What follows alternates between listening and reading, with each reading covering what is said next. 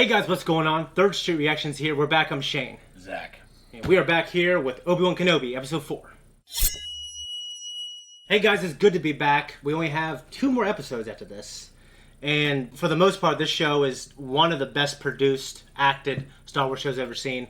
I love Hayden, I love Ewan, love Obi-Wan, love Anakin and Vader stuff. So it's given us, and I think it's given fans who, for a long time, they wanted to see kind of that story. It's given us a lot. So what do you think? Based on the last episode, when you had Kenobi basically fleeing the fight. Yeah.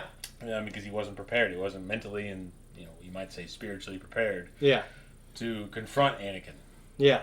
Anakin's just there trying to fucking be the ultimate badass. He's like, I'm going to fucking fuck this guy up and make him suffer like I suffered and take everything back. He's still almost carrying everything he had in episode 3. Yeah, I think you're right. I think there is, and a lot of people probably say, well, Shane, there's emotion here, here, and here, and here when this happens.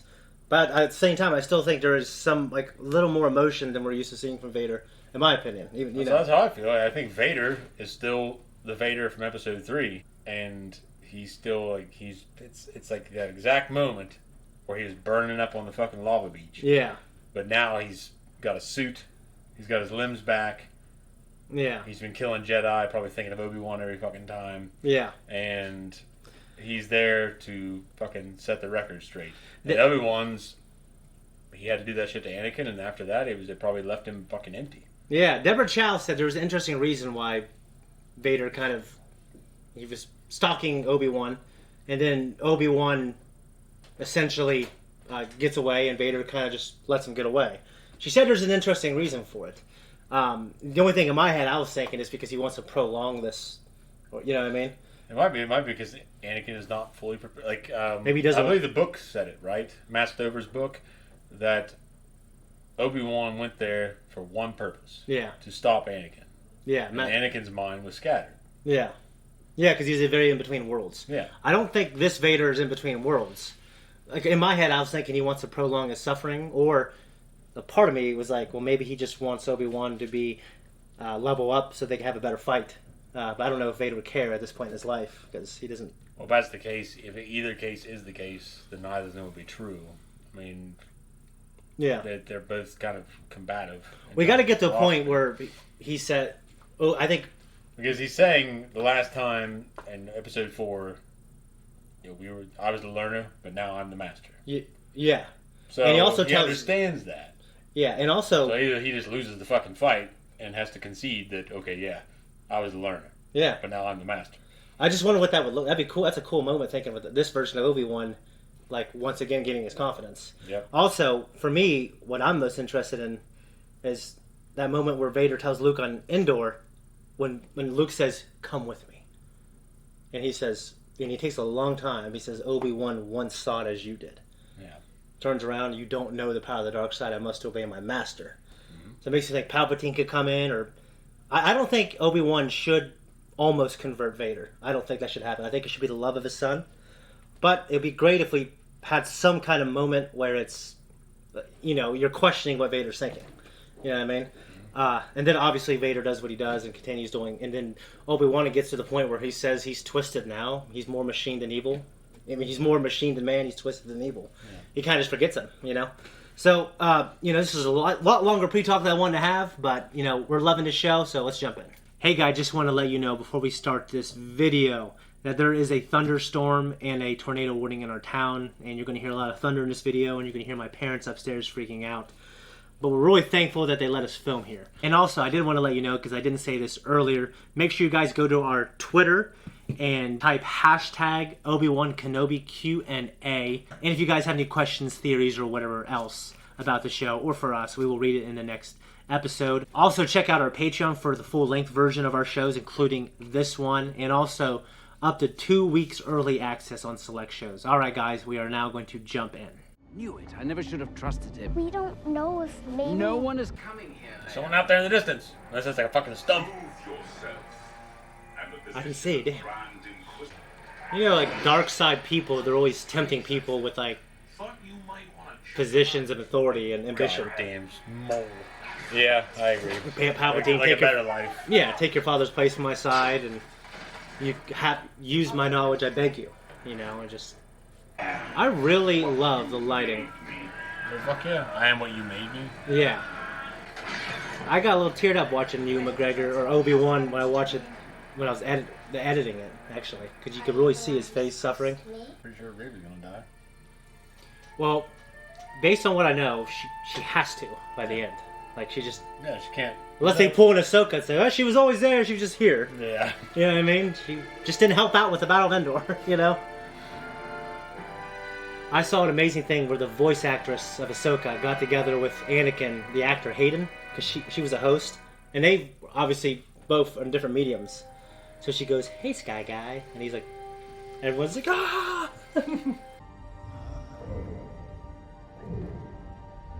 I love that droid. Yeah, I was just thinking. The loaders that don't talk. I do think his beard will be singed, but it would make the show worse. So I'm glad I didn't singe it. That's cool. Now he's in the tank just like Vader was in the second to last episode. I can't remember the clone. It's gotta be Vader, right? No. It's like it's showing you. Well, now it is. See?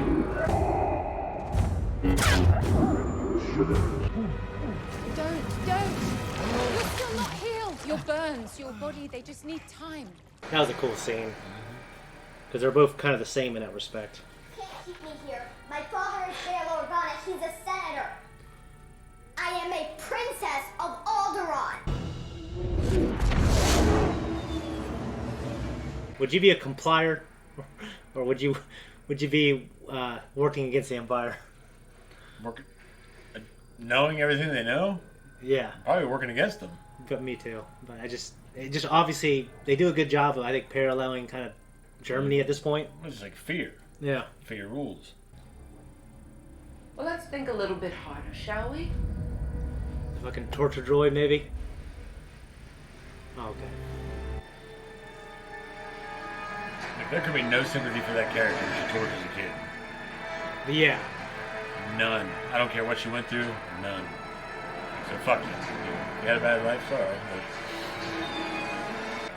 I mean, obviously they want you to feel bad, but I think she's still considered like lost, you know? Like, well, I know. Like Palpatine, he tortured kids and experimented. Yeah. Vader, in the old canon, he definitely tortured kids and experimented on them. So. Yes, sir. Of course. When she goes through every level, but someone else is higher up than her. It's just... Yeah. Oh, I got so far. Sorry, Ben. What the fuck? Okay. Oh, okay. Look at that goddamn shark thing. He was inside there. I was like, what the hell is this? Oh, they got the breathers. It's like episode 1. Yeah. They really got that Imperial look. Yeah. So I was like, what the fuck? Your clone troopers, it wouldn't have happened. You're right. They're probably all decommissioned by this point. You find she could resist her because she's force sensitive. Yeah, or she's a Skywalker too. The sister contest. Keep heading north. Ah, dude. So in the video game Jedi Fallen Order, you break into here as well. I see. Don't fucking leave it there. Well, it laying on the table, just like Episode 4. That was locked. That fucking eyes everywhere. How did you just assume that they're only on one side of the head? Evidently they are. It's preposterous, this idea of such intense security. Yeah, I mean, think about Episode 4. Like them. Yep. She killed the Rusky. Oh, what? These people are just late, you know.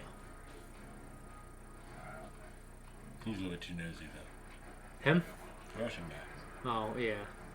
He's in the old station. He's like the guy on Stranger Things. Watch Stranger Things for that.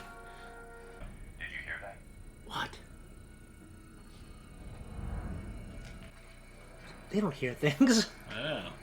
This is ridiculous. Why are these stormtroopers good all of a sudden at their jobs? Yo, Ben, he used little tricks. Just kind of like that. But it's been taken care of. The rest of everybody was there. Like one person was like 8 feet from her. There's a guy there still. I know. She's talking really loud. We're assuming we can hear her from where that dead guy is. The rest of them can hear her too. Yeah. I just don't want anyone to get hurt. I give you my. Oh, she's going to pull a Tarkin. That or she won't. She'll just lie to her. Yeah, but she lied to Tarkin. That's what I meant. I hope you like pain. I'll never tell you where they Then are. it's time to make those tears real. Let go! Let go of me! Ah. That stormtrooper. Oh, damn. Yeah, grab her legs. Obi-Wan going on an infiltrating Imperial base. Just like, it's so cool. Let go! Let go! It's like the fucking station they put Han in on Bespin. Yeah. Table, roll you back on, or a fucking Ocelot put Snake on. Yeah. Metal Gear Solid. It's kind of, I know you've only seen the first one, it's kind of some sequel trilogy iconography with the black and red and the shiny floors. This place isn't a fortress. It's a tomb. Hey, Yeah, dude. Master Sanube! You're gonna tell me what I want to know. With time! Well, you did it. Dude! I don't know who that is. Yeah, funny hat. That guy's a Jedi? You look like Huge. you look like an Eskimo. Didn't he? They live in a cold world, I guess. God, I wish Yeah, I... she's too close. Say something! I'm gonna tell you! Then your choice is That's good made. on Leia.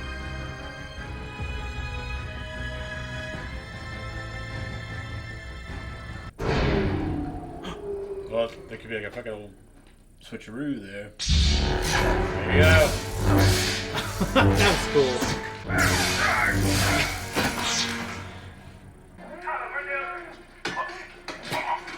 Smack his helmet. Oh, there you go. I know, but just the one hit on the helmet. Ow! What the fuck? Oh, it's so great to see him deflecting shit again. If I saw someone blocking bullets with a sword, I would just... Hey, I'm done. Yeah. Good. Dude, I think Just the one guy, though. those are purge troopers. I think they're just designed to fight Jedi. The one guy. They're good. And a fucking Inquisitor's shit.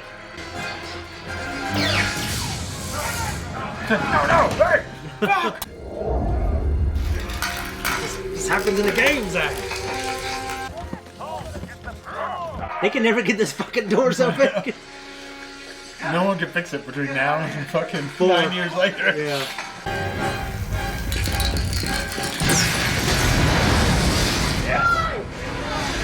Force run, motherfucker. Don't say. Wait to the top. You have all that flow coming. I'd go to the top, the air bubble. As soon as it filled up, go out the window. Like the movies teach you. So they teach you and drive it. He's got a beard. No one else there has a beard. Does he? Obi-Wan. Oh. Good point. How'd you get past regulations? I know a guy. Who the fuck is he? I know in the Republic military some had beards, but most didn't. But they had to be higher but up. military, I don't. I Yeah. know some guys with mustaches, but no one really had beards. No, in the no. Imperial military. No, I don't. Yeah, you're right. I don't think so. You think in the '70s, like it'd be definitely a no-no. Child and an old man. Was it worth it? There you go. Snow speeders. Yeah, you're right.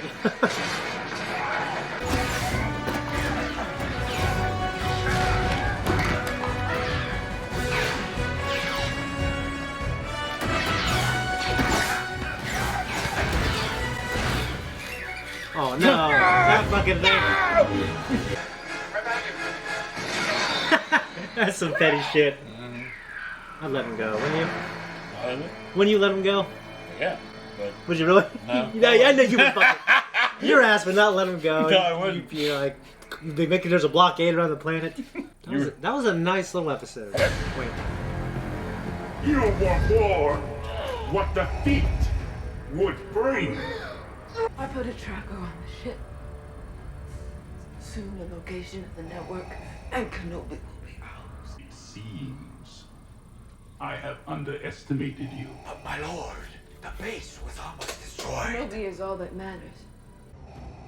Where he goes, it will follow.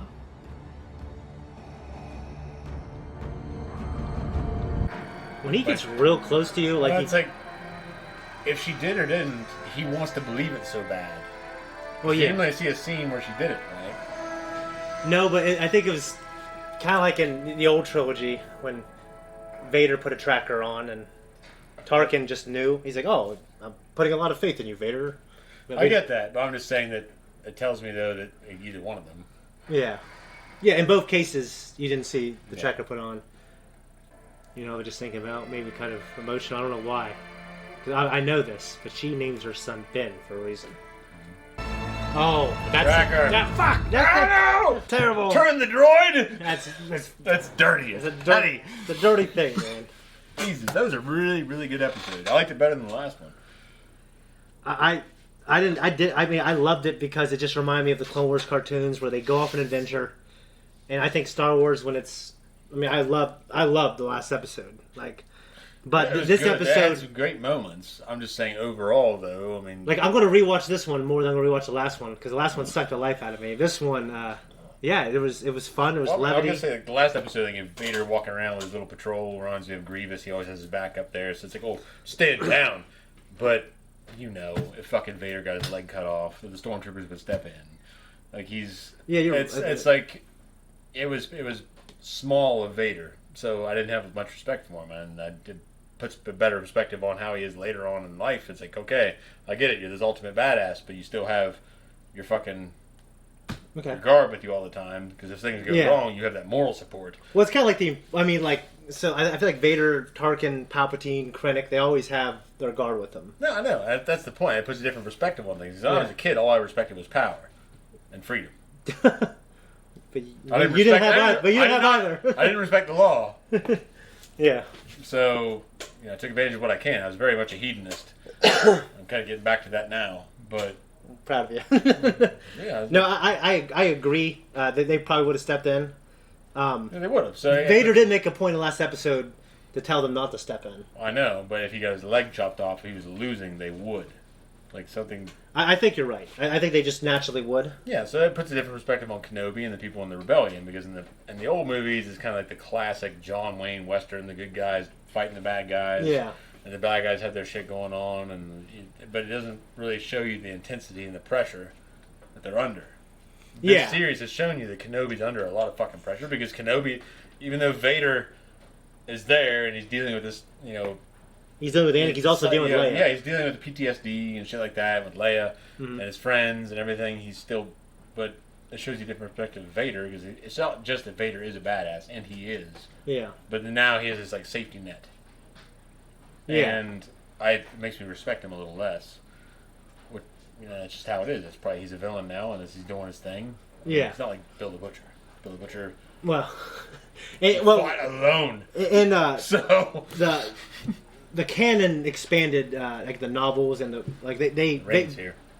Yeah, it is raining, guys. So you can hear that. Well, no, it's just we're in a tornado watch here right now. Yeah. So shit hits the fan here. Maybe you won't get this for a couple of days if the power goes May not. Yeah. Or not just that, but I might have to go and take care of my kids. Yeah. In the canon books, especially Lords of the Sith, with Palpatine and Vader just stuck on a jungle planet, they have to survive. And Palpatine is more powerful than Vader, but Vader is doing all the fighting. And he's like mindlessly fighting hordes and all this other stuff. Like, I know Vader is a badass and he doesn't need protection, but you're right. I do get that. I also got that feeling in Rogue One when he was in his, he has the Red Imperial Guards follow Vader and they guard him as well. Well, I get this probably more that he may resent it. He may be the kind of person, Anakin. I imagine Anakin as being the kind of person that would resent it. But he may also be used to it, because when he was always fighting the Clone Wars, he had clone troopers with him. One thing about Anakin that translated to Vader, except in Episode 4, New Hope, and the very first scene, is Anakin and Vader led from the front. Yeah. So the stormtroopers in the 501st, even during the Imperial era, Vader doesn't force choke stormtroopers. He force chokes Imperial officers. Yeah. Because he respects soldiers, and Vader leads from the front. So heroic leadership. Yeah, and I know the old movies don't show the stormtroopers being that great, but in Vader's 501st platoon, like, people wanted to be with Vader, like the stormtroopers. So basically, Vader's heroic leadership and Tarkin is unheroic leadership. Well, and but Palpatine is false heroic leadership. From that book that I bought you for Christmas that you never finished. Not yet. Well, Tarkin though is a soldier up until that point, and he does. Unheroic leadership is an example in that book that I bought you, Yeah. The Mask of Command, Yeah. by John Keegan. Yeah. Great fucking book. I recommend it to anybody. And Tarkin is like it's like Ulysses Grant, except he's on the shitty side. Yeah. and that in the ultimate sense, but Yeah. he's basically like a Nazi. Yeah. But he fought the war, okay. But now he doesn't lead from the front. He knows that his rank deserves, respect. Yeah, His so he rank doesn't have to lead from the front. Yeah, anymore. he doesn't have to. He's like, okay, I did it. I've been there. Yeah. I know how this works. I know my role. Yeah. I command you. You do your job. Yeah. And that's what Ulysses S. Grant did. Now, I know Ulysses S. Grant fought for the Union and what have you, and it's a great cause. Yeah. But if you put that on the, let's say, like the Nazis, for instance, or the Soviets, where you had a guy that led from the front, fought hard, did everything he needed to do, got in the fucking trenches, he'd lose. But he earned his fucking place. Yeah. So that's Tarkin. No, yeah. But like Palpatine is the false heroic, where he's the guy that's he exudes this. Okay, I'm the great man. Yeah. Like Hitler. Like I'm doing all this for you and everything. Like I have all the great ideas. I'm here for you. I'm putting it all together. I'm making it all work. I don't think there's any kind of. No, you're right. He's like that, but I believe Palpatine possesses all those things. Well, it doesn't matter if he possesses them. Hitler fought in World War One, and actually, risked his life and did well for his country at the time. Yeah. But he doesn't deserve respect for what he ended up doing in World War II. Yeah. But as a man fighting in a war, if you're going to level it all out to just one Homo sapien on the fucking trench lines, running messages back and forth between them, and risking his life, he deserves that much respect. No, you're right. But at the same time, he ended up, wanting genocide and all this other shit. And it still ended up pretty shitty. Almost like Palpatine. Yeah, well, that's the thing. But I guess just because I know Palpatine could just completely kill anyone. In the old, I get that. Yeah, I do get that. But we're on the basic human level. Like, no one here is forced. And actually, in like the very early script, episode 4, they're going to make Palpatine like a puppet emperor, and like Tarkin and Vader kind of controlled him and controlled the Imperial Senate. But then he had better ideas as and it worked out better. I mean, the Tarkin's still really cool to me. He's amazing. And Vader's really cool. And I'm not trying to like ultimately saying that was close. Yeah.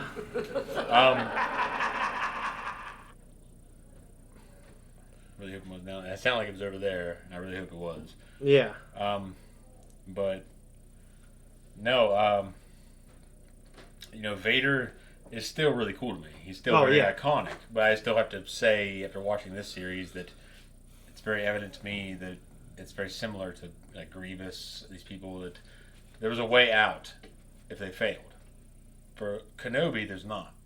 No, you're right. But I would say probably the same thing about Palpatine is like he's got all these safety nets, especially the Clone Wars, I should say. Yeah, so he's still got a way out. But I mean, I know you're right. But you're saying Vader and Palpatine, like you like Vader because he's badass. You like Palpatine because he's like that. Yeah. But you want Vader. I respect Kenobi more in this series because I know. Me too. That it's making it very evident that the desperation of the rebellion is evident in this series. Yeah. And that's something deserving of respect. No, you're right. I just want to spotlight how great Ewan is, and I love the prequels. I love them, but like he's on a whole new level here in terms of his performance, because he wasn't asked to do that in the prequels. Obviously, he's asked to do it here, and he does great.